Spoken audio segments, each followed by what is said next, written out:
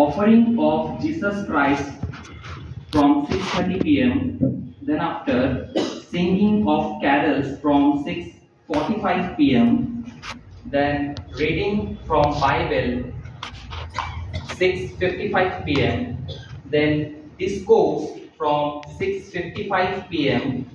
Then closing song from 7:15 p.m. Then distribution of prasad from 7:30 p.m. আর যিশুর স্মরণ করবো আজকে সবাই রাখবো।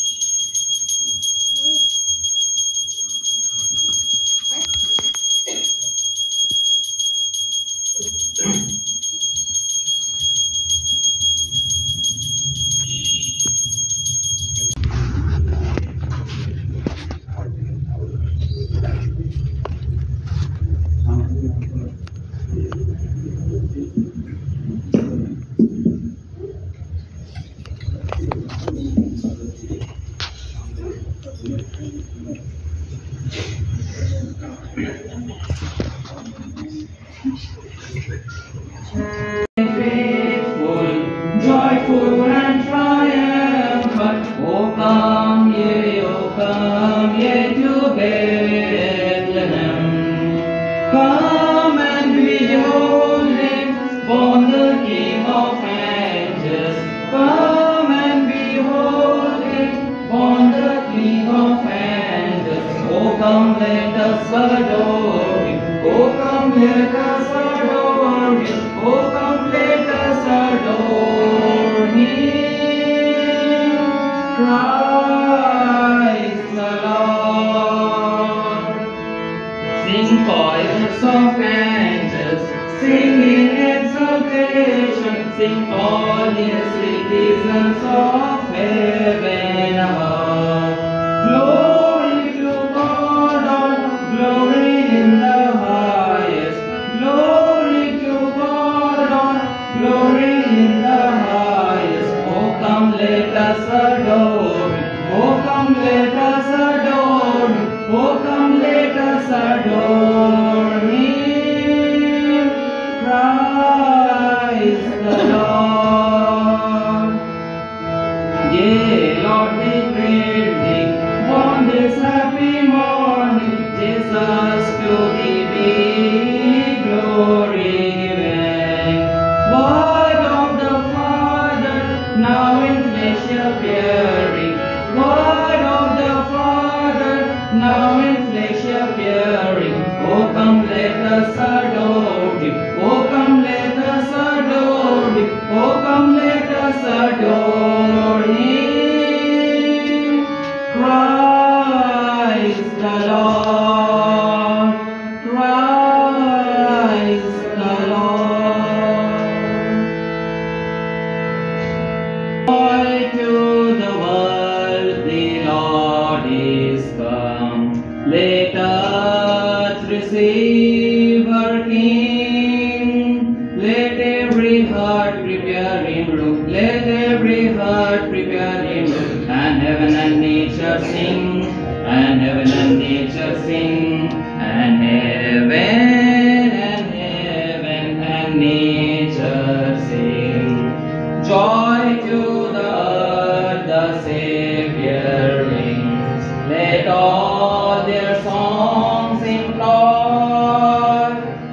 fields and floods, rocks, hills and plains, wide fields and floods, rocks, hills and plains, repeat the sounding joy, repeat the sounding joy, repeat the sounding joy. He rules the world with truth and grace, and makes the nations rule. The glorious of His righteousness, the glorious of His righteousness, and wonders of His love, and wonders of His love, and wonders of His love, and wonders of His love.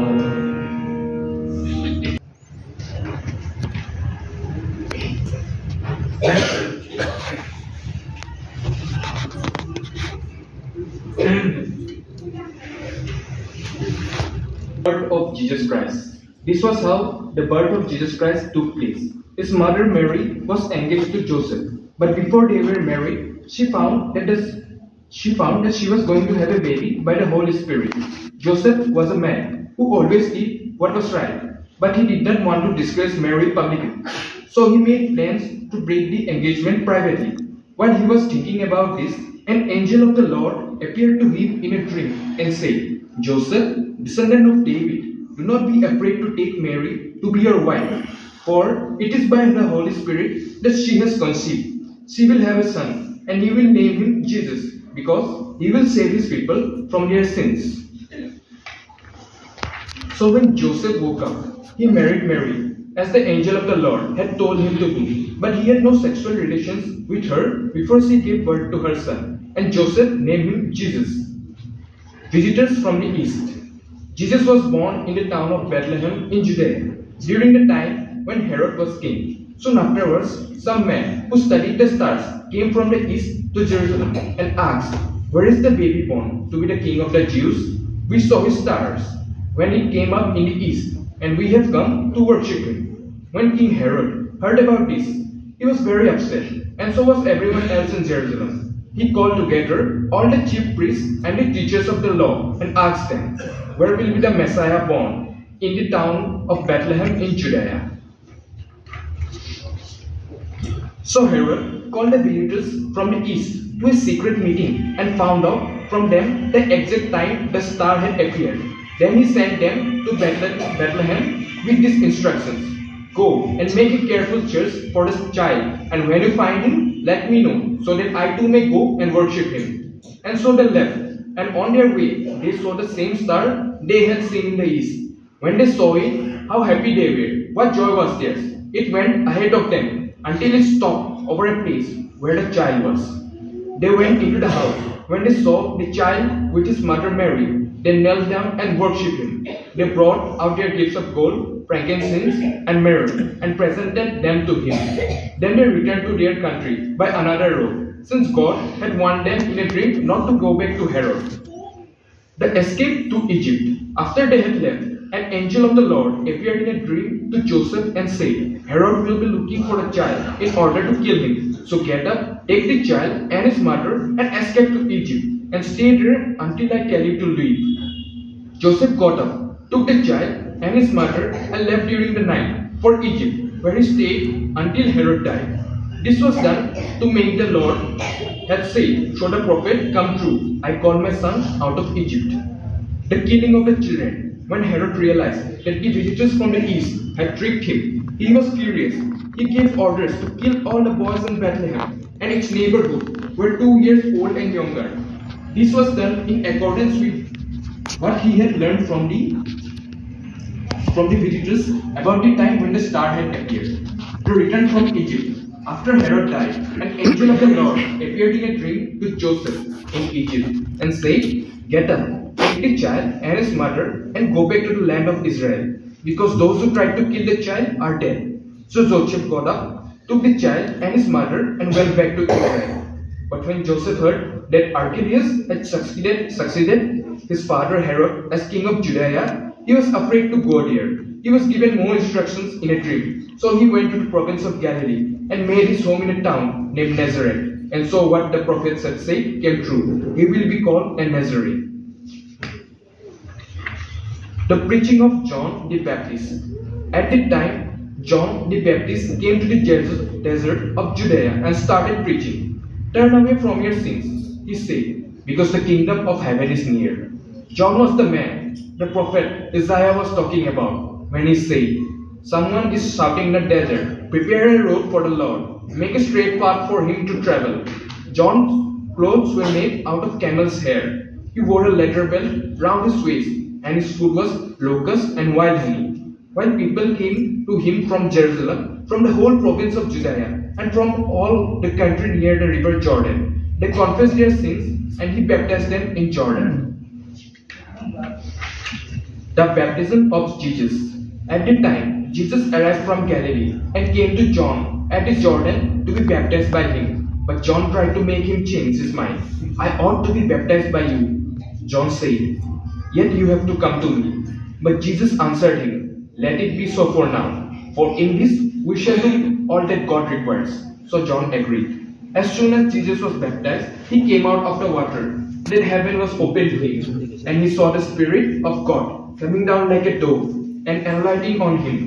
Then a voice said from heaven, this is my own dear son, with whom tapta jivanam tavibhiritam kalmashapaham Shravanamangalam Srimadatam Bhuvigrinanti ye Puridajana.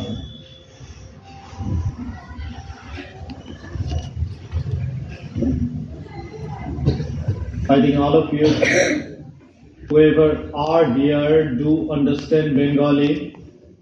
সবাই বাংলা বোঝেন তো? কেউ আছেন যে বাংলা বোঝেন না? হাত তুলুন। তো সবাই বাংলা বোঝেন যখন, আমি মোস্টলি বাংলাতেই বলছি। তো যীশু খ্রিস্টের জন্ম বৃত্তান্ত এবং তার ব্যাপটিজম অবধি বাইবেল পাঠ আপনারা শুনলেন এইমাত্র।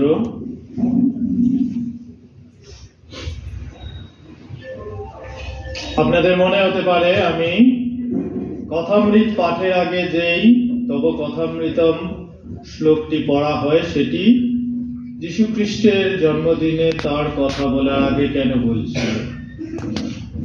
ছোট্ট কথা, এই তব কথামৃতম এসেছে ভাগবত থেকে।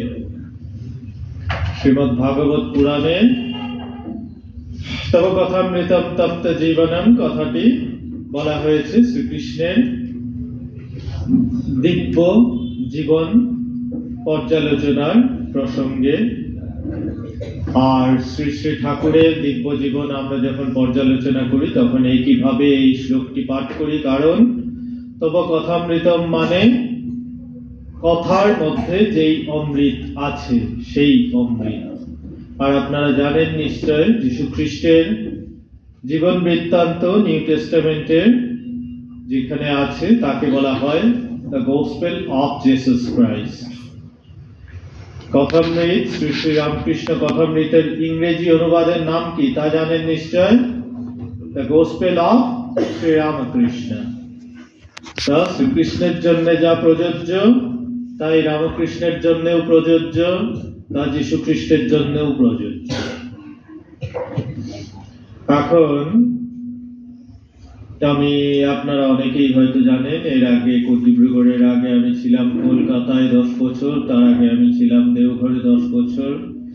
এই দুই জায়গাতেই আমায় বহুবার শুনতে হয়েছে একটি প্রশ্ন, स्वामी जी आप रामकृष्ण मिशन में ये क्रिसमस क्यों बनाते हैं? কলকাতাতেও শুনেছি, আপনারা ক্রিসমাস কেন পালন করেন বলুন তো। ক্রিসমাস কি সেটা একটা উল্লেখযোগ্য প্রশ্ন বটে। কে বললি রে? যা, তো রামকৃষ্ণ মিশনে ক্রিসমাস পালন করার একাধিক কারণ আছে। The first reason is Ramakrishna Mission is based on the, founded on the teachings of Sri Ramakrishna. Ramakrishna Dev প্রতিটি ধর্মের পালন করে নিজে উপলব্ধি করেছিলেন যে প্রতিটি ধর্মই সত্য। যে কোনো ধর্মে যদি সিনসিয়ার হয়ে মন মুখ এক করে সাধনা করা যায় তাহলে সেই একই ঈশ্বরের কাছে পৌঁছানো যায়। তিনি তাই বলেছিলেন, যত মত তত পথ, যতগুলো ধর্ম সবকটি হচ্ছে ঈশ্বরের কাছে যাওয়ার এক একটি পথ, আর কিছু নয়। তেমনি ভাবে হিন্দু ধর্ম সাধনার শেষে তিনি মুসলিম ধর্ম সাধন করেছিলেন। তারপর ষোড়শী পুজোয় তিনি শ্রী শ্রী মায়ের পাদপদ্মে সমস্ত কিছু অর্পণ করে দিলেন।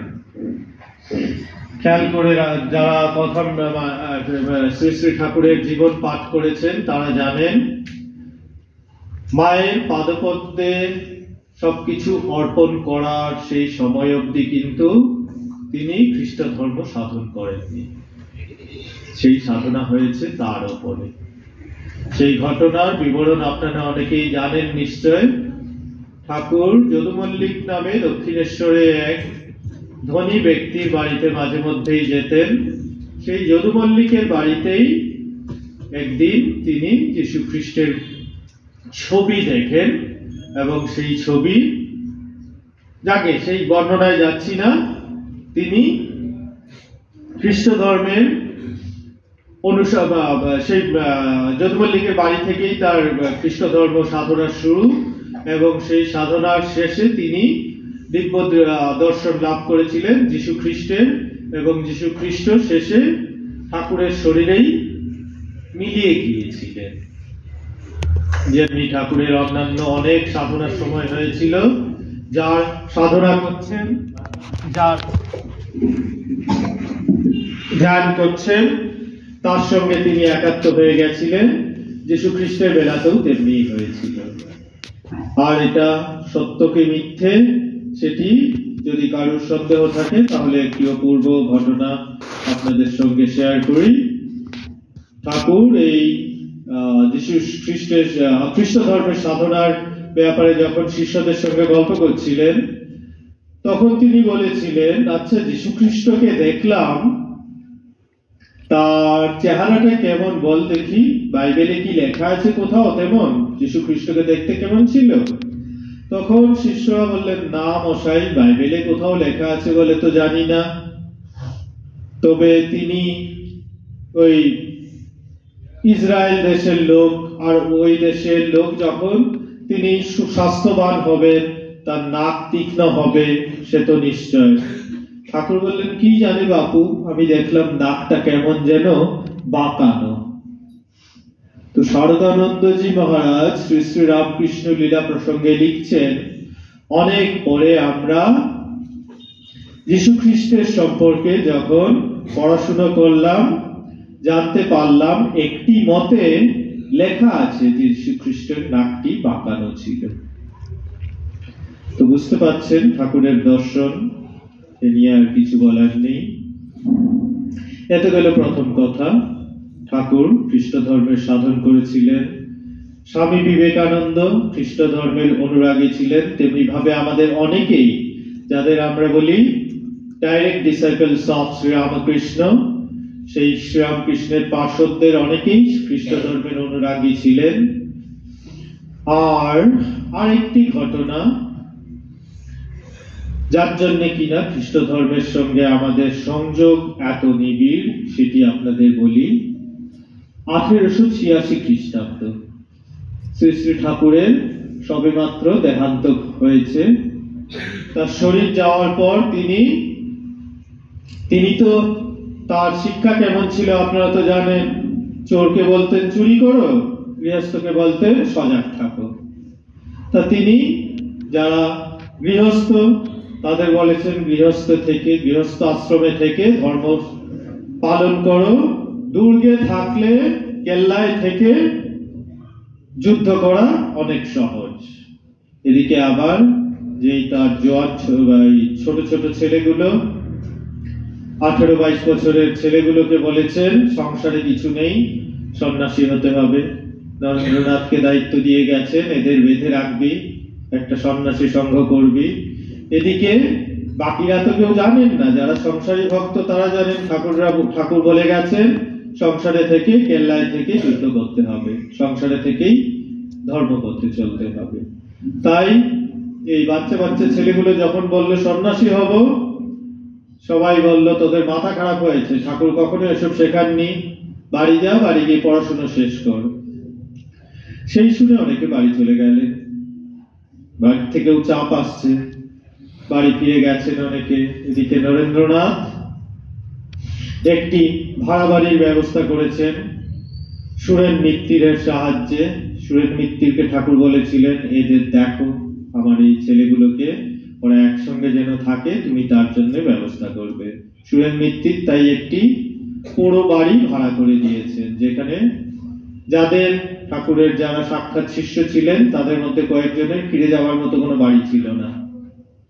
যেমন শিবানন্দ মহারাজ, তিনি বাড়িতে তার বাবাও ছিলেন সাধক, তো বাবার অনুমতি নিয়েই সন্ন্যাস জীবন যাপনের জন্য তিনি বেরিয়ে পড়েছিলেন। তারপর ছিলেন অদ্বৈতানন্দজি মহারাজ, তারপর ছিলেন লাটু মহারাজ। এদের ফিরে যাবার বাড়ি সত্যি ছিল, হয়তো কোথাও যেতে পারতেন, কিন্তু তারা কোথাও যেতে চাননি, আর তেমন বাড়ির টানও ছিল না। তাই এদের থাকার জন্য অন্তত সুরেনবাবু সেই পুরো বাড়ি বরানগরে ভাড়া করেছিলেন। নরেন্দ্রনাথও প্রায় সেখানে এসে থাকেন। তারপরে বাকি সমস্ত ছোকরা ভক্তরাও, ঠাকুরের যারা সাক্ষাৎ শিষ্য, তারাও এসে থাকেন মাঝে মধ্যে, কিন্তু আবার ফিরে যান। এমনি ভাবে চলছে। আগস্ট মাসে ঠাকুরের শরীর গেছে, ডিসেম্বর মাস এসে গেছে। ডিসেম্বর মাসে তারা করলেন কি, সবাই মিলে শীত পড়েছে, আটপুরে বাবুরাম মহারাজের বাড়ি গেলেন। বাবুরাম মহারাজের মা পরম ভক্তিমতী, ঠাকুর তার কাছে চেয়েছিলেন তোমার ছেলেটিকে আমায় দাও, তিনি বলেছিলেন এ তো আমার সৌভাগ্য। সেই বাবুরাম মহারাজের বাড়িতে গেছেন। সেখানে শীতের দিন রাত সর্বক্ষণ শুধু সাধন ভজন জপ ধ্যান এসব চলে। তো এক রাতে নরেন্দ্রনাথের উদ্যোগে সবাই মিলে, আটপুর আপনারা অনেকেই গেছেন আশা করি, জানেন কিরকম জায়গাটা, বাগানের মাঝখানে, বাড়ি থেকে বেশ একটু দূরে, সেই জায়গায় নরেন্দ্রনাথের উদ্যোগে সবাই মিলে, বেশ কয়েকজন ভক্ত ছিলেন সেখানে, মানে এইরকম ছোকরা ভক্তরা যারা কিনা পরে এই হয়েছে, তারা অনেকেই সেখানে ধুনি জ্বালিয়ে ঠাকুরের কথা আলোচনা ধ্যান তপস্যা এসব করবেন বলে ধুনি জ্বালালেন। ধুনি জ্বালানোর পর নরেন্দ্রনাথ বলতে শুরু করলেন, কথায় কথায় যীশু খ্রিস্টের কথা চলে এলো। যীশু খ্রিস্টের কথা আসতেই নরেন্দ্রনাথ আবেগে আপ্লুত হয়ে পড়লেন। তিনি যীশু খ্রিস্টের ত্যাগ তপস্যার কথা বলতে বলতে উত্তেজিত হয়ে উঠলেন এবং বললেন, এই যে তার ত্যাগ, এই যে তার সমস্ত কিছু ছেড়ে একটা জীবন দেখানো, জীবনটাই তো আসল, মুখের কথা তো কোনো কথাই নয়। আপনারা তো জানেন একটি ঘটনা নিশ্চয়, যে গিরিশচন্দ্র ঘোষ, গিরিশচন্দ্র ঘোষ যখন ঠাকুরের কাছে একদিন এসে বললেন আমার এই প্রবলেম, আপনি এগুলো দূর করে দিন, তখন ঠাকুর কিছু বলতে শুরু করলেন, এই করো সেই করো। গিরিশবাবু বাধা দিয়ে বললেন, উপদেশ দেবেন না, আমার নাটকে আমি হাজার হাজার উপদেশ লিখেছি, আমি নিজে লিখেছি উপদেশ, আমি জানি ওসব উপদেশে কোনো কাজ হয় না। তো এটাই হচ্ছে কথা, উপদেশে কোনো কাজ হয় না। নরেন্দ্রনাথ বললেন, জীবনটা দেখো লোকটার, এই যীশু খ্রিস্ট তার সারা জীবন তিনি দিয়ে গেলেন অন্যের জন্য। তো এসো আজকে আমরা প্রতিজ্ঞা করি যে আমরাও সন্ন্যাস গ্রহণ করব এবং অন্যের জন্য জীবনটা দিয়ে দেব। আপনারা জানেন নিশ্চয় রামকৃষ্ণ মিশনের মোটোটা কি, কি লিখে গেছেন স্বামীজি? আত্মনা মোক্ষার্থম জগৎ হিতায় চ, বাইরে লেখা আছে, গেটে ঢুকতেই উপরে লেখা আছে, দেখবেন আত্মনা মোক্ষার্থম জগৎ হিতায় চ। আত্মমোক্ষ আর জগতের হিত দুটোই একসঙ্গে।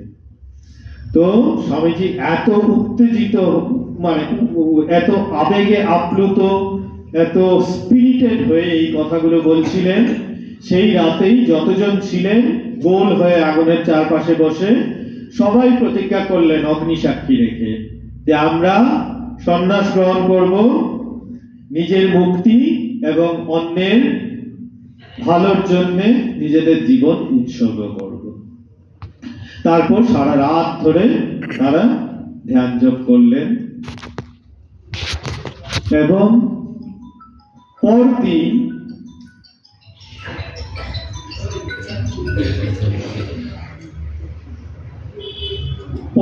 তারা সবাই জানতে পারলেন যে আগের রাতটা ছিল ক্রিসমাস ইভ।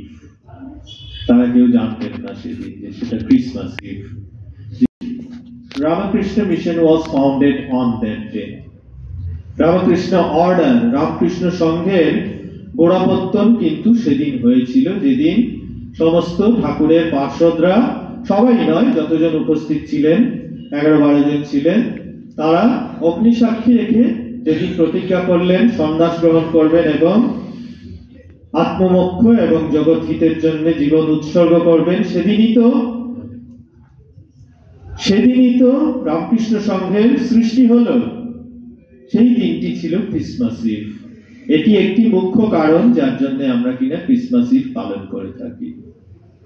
এছাড়া যীশু খ্রিস্টের জীবন আর রামকৃষ্ণের জীবন আপনারা পর্যালোচনা করে দেখবেন। টাইম তো বেশি, কটা 10 মিনিট লেখা আছে না? অলরেডি 15 মিনিট হয়ে গেছে, আমি আর বাড়াচ্ছি না। আপনাদের অনুরোধ করব, যীশু খ্রিস্টের জীবন যখন পড়বেন, শ্রীরামকৃষ্ণের জীবন যখন পড়বেন, পাশাপাশি রেখে পর্যালোচনা করার চেষ্টা করবেন। এই যে আজকে স্টোরি অফ নেটিভিটি পড়া হলো, যীশু খ্রিস্টের জীবন বলা হলো mother Mary when she conceived Jesus she was a virgin, তাই তো? She did not have Jesus by means of any physical relationship. The Holy Spirit entered her. তাই তো বলা হয়েছে। শ্রীরামকৃষ্ণের জন্মের আগে কি ঘটেছিল? চন্দ্রামণি দেবী যোগীদের শিব মন্দিরের ওইখানে দাঁড়িয়েছিলেন। হঠাৎ তিনি দেখতে পেলেন শিবলিঙ্গ থেকে একটি জ্যোতি এসে তার উদরে প্রবেশ করলো। তিনি পরিষ্কার অনুভব করলেন যে তার গর্ভ হয়েছে। কোথাও কিন্তু আমরা মানে রামকৃষ্ণ মঠ মিশনের কোথাও বলা হচ্ছে না যে it is a immaculate conception, কিন্তু এই ঘটনাটি তো স্পষ্ট করে বুঝিয়ে দেয় যে শ্রীরামকৃষ্ণের জন্ম দৈহিক ভাবে হয়নি, এও ঐশ্বরিক সৃষ্টি। এছাড়াও আরো অনেক সিমিলারিটিস আছে জেসাস ক্রাইস্টের সঙ্গে, পড়লেই বুঝতে পারবেন। আজ আমরা এখানেই যীশু খ্রিস্টের কাছে প্রার্থনা জানাই যে আমাদের জ্ঞান চক্ষু উন্মোচন করুন তিনি, এবং সব ধর্ম সত্য, সব ধর্মের মধ্যেই ঈশ্বর লাভ হয়, সেই আমাদের উদার দৃষ্টি যা কিনা শ্রীরামকৃষ্ণের যাকে বলে ধরোহর, শ্রীরামকৃষ্ণের পরম্পরার অনুসারী যারা আমরা, আমাদের দৃষ্টি তেমন উদার হওয়াটি একান্তভাবে বাঞ্ছনীয়। আমাদের কখনো ভাবা উচিত নয় যে অমুক ধর্মের পালন করব, তমুক ধর্মের করব না, না তেমন নয়, আমরা সবকিছুই পালন করব নিজেদের মতো করে। ঠাকুরমা স্বামীজির কাছে প্রার্থনা জানাই, যীশু খ্রিস্ট মাদার মেরির কাছে প্রার্থনা জানাই আমাদের সেই সমদৃষ্টি তারা দিন, আমাদের উদার করুন আর আমাদের সবার মঙ্গল করুন। ओम शांति शांति शांति। हरि ओम तत्सत्। श्री रामकृष्णार्पणमस्तु।